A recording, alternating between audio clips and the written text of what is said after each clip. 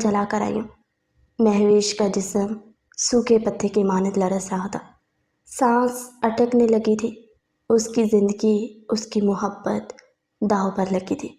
اس کا بس نہیں چل رہا تھا کہ وقت تھم جائے اور اس قہر سے بچ جائے جو اس پر اب ڈھائے جانے والا تھا۔ اور قسمت دیکھو، قہر ڈھانے والا کوئی اور نہیں، اس کا محبوب شوہر ہی تھا۔ وہ اس کی ٹانگ کو مضبوطی سے پکڑ کر مسلسل بول رہی تھی، خدا کے لیے عالم، مجھ پر ایسا ظلم مت کرنا، میں برداشت نہیں کر پاؤں گی۔ عالم شاہ کے دل کی دھڑکنیں سست پڑنے لگی۔ ایک طرف اس کی محبت اسے واسطے دے رہی تھی اور دوسری طرف اس کی ماں، جس نے اپنے سر کی چادر عالم شاہ کے قدموں میں ڈال دی تھی۔ عالم شاہ کی آنکھوں کے آگے اندھیرا چھانے لگا۔ وہ سوچنے سمجھنے یا کسی بھی فیصلہ لینے کی ہمت کو کھو بیٹھا تھا۔ اسے لگ رہا تھا کہ اس کا دماغ مفلوج ہو جائے گا۔ عالم شاہ، میں تمہیں اپنا دودھ نہیں بخشوں گی، اپنا مرا منہ تک نہیں دیکھنے دوں گی۔ عالم شاہ کی والدہ شازیہ بیگم تڑپ کر روئی تھی، جبکہ عالم شاہ کا باپ توقیر شاہ سامنے ریوالور تانے کھڑا تھا۔ عالم شاہ کو لگا جیسے اس کی روح ابھی قفس عنصری سے پرواز کر جائے گی۔ توقیر شاہ گرجدار آواز میں بولے، عالم، طلاق دو اس لڑکی کو ورنہ میں گولی چلا دوں گا۔ مہوش کی گرفت عالم کی ٹانگ پر مضبوط ہوئی، روتے ہوئے اس کی ناک سرخ ہو چکی تھی۔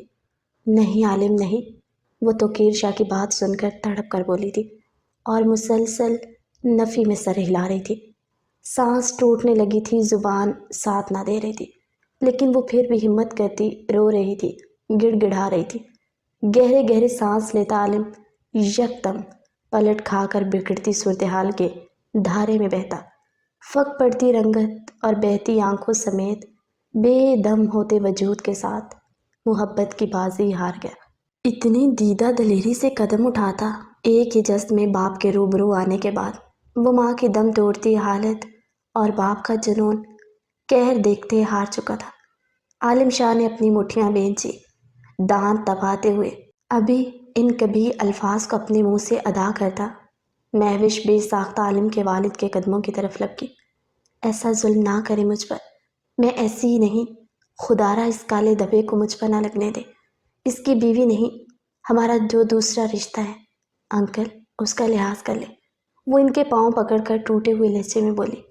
مگر توقیر شاہ نے بڑی حقارت کے ساتھ مہوش کو پاؤں کی ٹھوکر ماری اور ملازمہ کو اشارہ کیا تو ملازمہ نے فوراً سے مہوش کو دونوں بازوؤں سے پکڑ کر گھسیٹتے ہوئے پیچھے کیا۔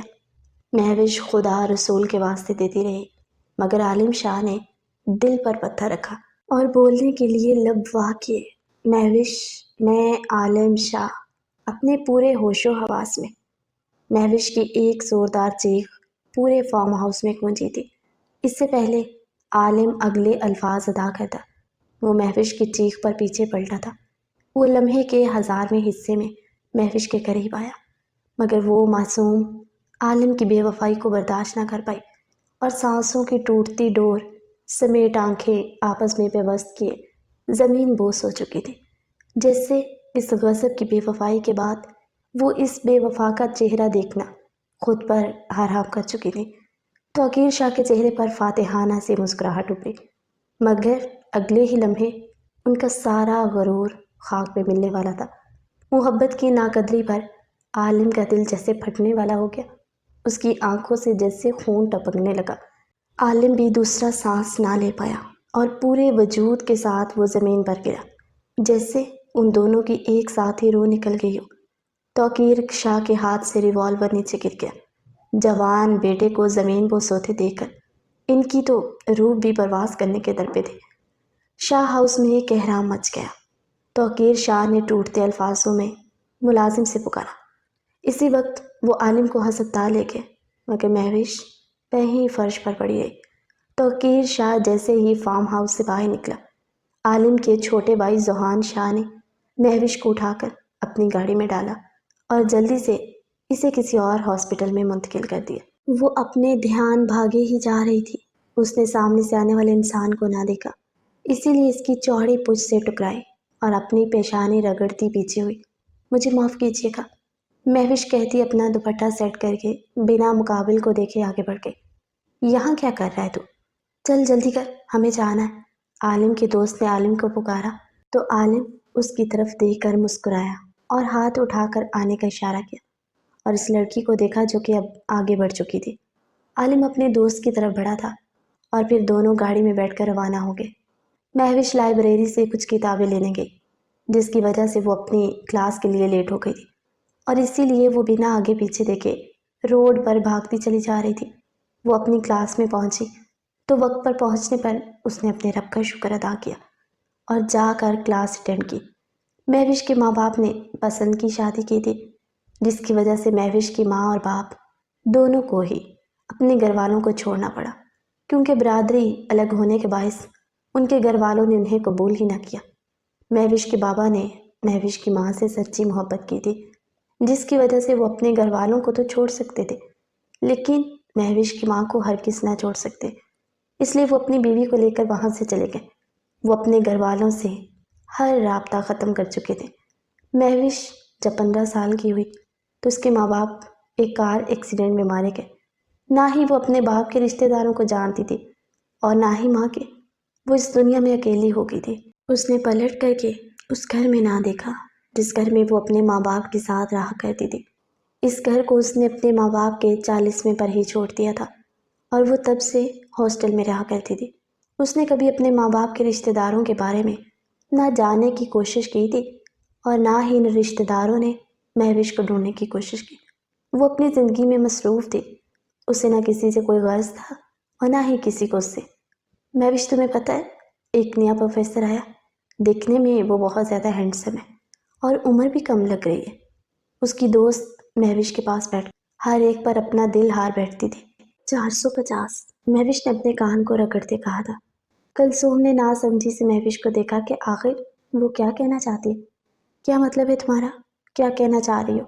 وہ جانتی تھی کہ مہوش اب کوئی نہ کوئی ٹونٹ اسے مارنے والی ہے، جس کے لیے وہ اپنا دل تھام کر پہلے ہی تیار بیٹھی تھی۔ میڈم، یہ اس ایک ہفتے میں 450واں لڑکا ہے جس کی تم نے تعریف کی ہے اور تمہیں وہ اچھا لگا۔ مہوش کہہ کر واپس اپنی کتابیں دیکھنے لگے۔ اس کی تو بات ہی الگ ہے، وہ اپنی ایک گال پر ہاتھ رکھتے مسکراتی بولی تھی۔ مہوش نے نفی میں سر ہلایا اور کتاب ہی پڑھتی رہی، مزید کچھ نہ بولی تھی۔ تھوڑی ہی دیر میں کلاس میں شور ہوا اور سب ایک ساتھ کھڑے ہوئے۔ السلام علیکم کلاس۔ وہ کلاس میں داخل ہوتا مسکرا کر بولا تھا۔ وعلیکم السلام سر۔ پوری کلاس یک زبان ہو کر بولی تھی۔ پرنسپل بھی کلاس میں ہی کھڑے تھے جبکہ وہ ان کے ساتھ کھڑا پوری کلاس کو دیکھ رہا تھا۔ مہوش ہر چیز سے بے خبر کھڑی ہو کر کتاب ہی پڑھ رہی تھی۔ سر اس کا جھکا ہوا تھا۔ مقابل کی نظر مہوش پر پڑی تو داد دیتی نظروں سے اسے دیکھ ایک آئی برو اچکائے۔ یہ آپ لوگوں کے انگلش کے پروفیسر ہیں، عالم شاہ۔ آج سے فیاض سر کی جگہ یہ آپ لوگوں کو پڑھائیں گے۔ پرنسپل نے کہا تو سب اسٹوڈنٹس مسکرائے تھے جبکہ کلثوم تو چہک اٹھی تھی۔ سنا تم نے مہوش، یہ ہمیشہ پڑھائیں گے۔ کلثوم نے خوشی سے مہوش کو ہی جھنجھوڑ دیا۔ مہوش نے غصے سے کلثوم کو دیکھا اور اپنی کتاب بند کر کے سامنے کی طرف نظر اٹھائی۔ مقابل نے ویسے ہی شرٹ پہنی ہوئی تھی جیسی مہوش سے ٹھکرانے والے نے پہنی تھی۔ مہوش اپنی سوچ چھٹکتی پرنسپل کی باتیں سننے لگی اور تھوڑی دیر میں سر پوری کلاس کا تعارف عالم شاہ سے کرواتے وہاں سے چلے گئے تھے اور اب بولنے کی باری عالم شاہ کی تھی۔ مس، لاسٹ میں آپ۔ عالم شاہ نے مہوش کی طرف اشارہ کیا جو اب بھی کتاب میں نظریں گاڑے بیٹھی تھی۔ مہوش کو اندازہ ہی نہ تھا کہ مقابل اسے بلا رہا ہے۔ کلثوم نے مہوش کے ہاتھ پر ہاتھ مارا تو مہوش نے کھا جانے والی نظروں سے کلثوم کو دیکھا۔ ایک تو وہ یونیورسٹی سے جانے کے بعد پارٹ ٹائم جاب کرتی تھی، پہلے بچوں کو پڑھانا اور ریسٹورینٹ میں ویٹرس کا کام کرنا۔ وہ رات دیر تک وہیں رہتی اور اب جب وہ پڑھ رہی تھی تو کلثوم اسے پڑھنے ہی نہ دے رہی تھی۔ مہوش نے ایک نظر پوری کلاس پر ڈالی، سب لوگ اسے ہی دیکھ رہے تھے جبکہ سامنے کھڑا عالم شاہ بھی اپنے سینے پر ہاتھ باندھے اسے ہی دیکھ رہا تھا۔ جی، وہ فوراً کھڑی ہوئی تھی۔ آپ ایسے ہی پڑھتی رہتی ہیں یا صرف آج پڑھ رہی ہیں؟ عالم شاہ نے طنزیہ لہجے میں پوچھا تھا۔ مہوش نے اپنا سر جھکایا اور اپنی انگلیاں مروڑنے لگی۔ سر، یہ ایسے ہی پڑھتی رہتی ہے، بیچاری کام کرتی ہے نا، اسی وجہ سے اسے ٹائم نہیں ملتا پڑھنے کے لیے۔ ایک طنز کی آواز کلاس میں گونجی تھی۔ ہاں میں نے بھی دیکھا تھا، رات دیر دیر تک ریسٹورنٹ میں ہوتی ہے۔ ویسے ان غریبوں کی بھی کیا زندگی ہے نا، چند پیسوں کے لیے بیچارے کچھ بھی کر جاتے۔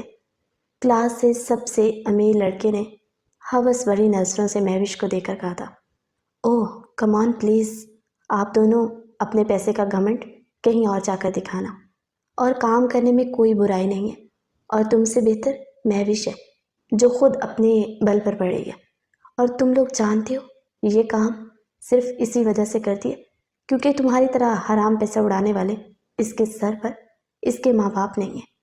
کلثوم کچھ دنوں سے ان دونوں کو دیکھ رہی تھی، وہ مسلسل مہوش کو تنگ کر رہے تھے۔ ایسا کوئی بھی موقع نہ جانے دیتے جہاں وہ مہوش کو ذلیل نہ کرتے۔ مہوش نے کلثوم کا ہاتھ پکڑا اور اسے واپس بیٹھنے کا اشارہ کیا، اور بنا کچھ کہے اپنا بیگ اٹھا کر کلاس سے نکلتے چلے گئے۔ کلثوم نے اسے جاتے دیکھا تو بس ایک سرد آہ بھر کر رہ گئی۔ عالم شاہ نے پیچھے کے دروازے سے نکلتی مہوش کو دیکھا اور پھر بنا کچھ کہے کتاب کھول کر انہیں لیکچر دینے لگا۔ کلثوم کلمہ پڑھ کر مہوش کے پاس گئی تھی کیونکہ وہ جانتی تھی یوں اس طریقے سے اس کی سائڈ لینے پر بھی وہ اس کو بخشنے والی نہیں تھی۔ آخر وہ اس کی سچائی کسی انجان کے سامنے رکھنے کی حماقت کر چکی تھی۔ مہوش سوری، کلثوم کی آواز پر مہوش نے نظریں اٹھا کر اسے دیکھا اور کلثوم کے مقابل آئی۔ کتنی دفعہ کہا ہے میں نے کلثوم کہ میرے لیے بولنا چھوڑ دو، اگر میں ان لوگوں کو جواب دینے لگی تو یقیناً میں آگے نہیں بڑھ پاؤں گی۔ مجھے فرق نہیں پڑتا کون کیا کہتا ہے کیا نہیں، لیکن اس طریقے سے مجھے ذلیل کرنا بند کرو، میری ذات کی تذلیل کرنا بند کرو، میرے ماں باپ کا نام یوں اچھالنا بند کرو۔ تمہیں کیا لگتا ہے کہ یہ لوگ سنیں گے کہ میرے ماں باپ نہیں ہیں تو انہیں مجھ پر رحم آئے گا، یہ میرا احساس کریں گے؟ تمہیں لگتا ہے کہ مجھے ان کے احساس اور رحم کی ضرورت ہے؟ مجھ پر ایک احسان کر دو، آئندہ مجھے اس چیز کا احساس نہیں دلانا کہ میں اس دنیا میں اکیلی ہوں، یتیم ہوں۔ لہجے میں نمی صاف نمایاں تھی، آنکھوں سے آنسو بہنے لگے تھے۔ وہ کہہ کر رکی نہیں تھی، کلثوم کو وہیں چھوڑ وہ یونیورسٹی سے باہر نکلتے چلے گئے، جبکہ کلثوم بھی وہیں بیٹھ کر رونے لگی تھی۔ آخر اس نے اتنی بڑی غلطی جو کی تھی وہ ہمیشہ ایسا ہی کرتی تھی، اور مہوش ہمیشہ معاف کر دیتی، اور آج پھر اس نے وہی غلطی دہرائی۔ اسے احساس دلایا تھا کہ وہ یتیم ہے، اس کے ماں باپ نہیں۔ وہ تو یونیورسٹی سے باہر جا رہا تھا، لیکن پارک میں مہوش کو بولتے دیکھ ایک پل کے لیے رکا تھا، اور اس کی بات سن اسے افسوس ہوا کہ وہ لڑکی تنہا ہے۔ اس کے لہجے میں تکلیف صاف واضح تھی۔ وہ اپنی گاڑی کی طرح بڑھا، اپنے دوست سے ملنے کے لیے نکل گیا۔ وہ پہلے اپنے دوست کے گھر گیا، پورا دن وہاں گزارنے کے بعد وہ اسلام آباد کی سڑکوں پر نکل آئے تھے۔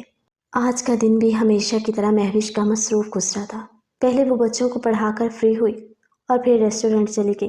ہمیشہ کی طرح آج بھی وہ اپنا کام کر رہی تھی۔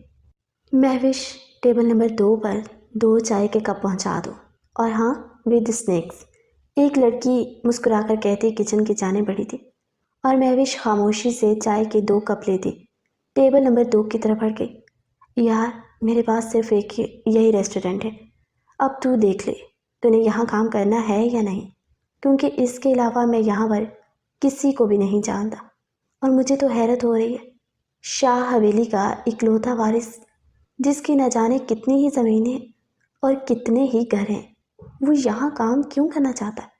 اور تو اور وہ ایک یونیورسٹی میں پڑھا رہا ہے۔ یہ بات تو یقیناً حیرت کی بات ہے۔ وہ عالم کا مذاق اڑاتا بولا تھا۔ عالم شاہ نے غصے سے اسے دیکھ کر سرد آہ بھری، کیا بتاؤں یار، بابا کی ضد ہے کہ وہ میری